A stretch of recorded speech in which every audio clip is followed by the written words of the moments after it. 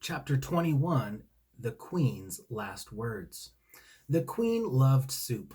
She loved soup more than anything in the world, except for the Princess P and the King. And because the Queen loved it, soup was served in the castle for every banquet, every lunch, and every dinner. And what soup it was! Cook's love and admiration for the Queen and her palate moved the broth that she concocted from the level of mere food to a high art. On this particular day, for this particular banquet, Cook had outdone herself.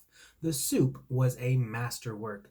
The delicate mingling of chicken, watercress, and garlic. Roscuro, as he surfaced from the bottom of the Queen's capacious bowl, could not help taking a few appreciative sips. Lovely, he said, distracted for a moment from the misery of his existence. Delightful. See, shouted the P. See? She stood. She pointed her finger right at Roscuro. It is a rat. I told you that it was a rat. He was hanging from the chandelier, and now he is in Mama's soup. The musicians stopped playing their guitars. The juggler stopped juggling. The noble people stopped eating. The Queen looked at Roscuro. Roscuro looked at the Queen. Reader, in the spirit of honesty, I must utter a difficult and unsavory truth. Rats are not beautiful creatures. They are not even cute. They are really rather nasty beasts, particularly if one happens to appear in your bowl of soup with pieces of watercress clinging to his whiskers. There was a long moment of silence, and then Roscuro said to the Queen, I beg your pardon. In response, the Queen flung her spoon in the air and made an incredible noise, a noise that was in no way worthy of a queen. A noise somewhere between the neigh of a horse and the squeal of a pig. A noise that sounded something like this. Yeah! And then she said, There is a rat in my soup.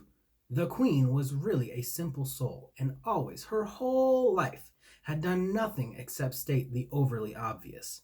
She died as she lived. There is a rat in my soup, were the last words that she uttered. She clutched her chest and fell over backwards. Her royal chair hit the floor with a thump. The banquet hall exploded. Spoons were dropped. Chairs were flung back.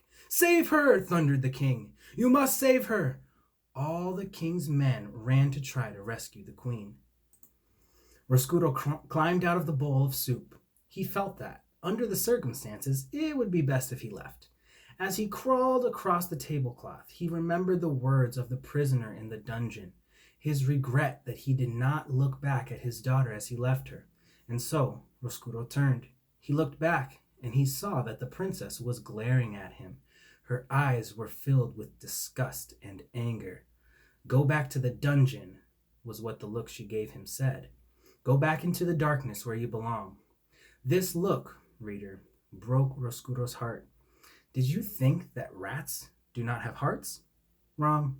All living things have a heart, and the heart of any living thing can be broken. If the rat had not looked over his shoulder, perhaps his heart would not have been broken, and it is possible then that I would not have a story to tell. But reader, he did look.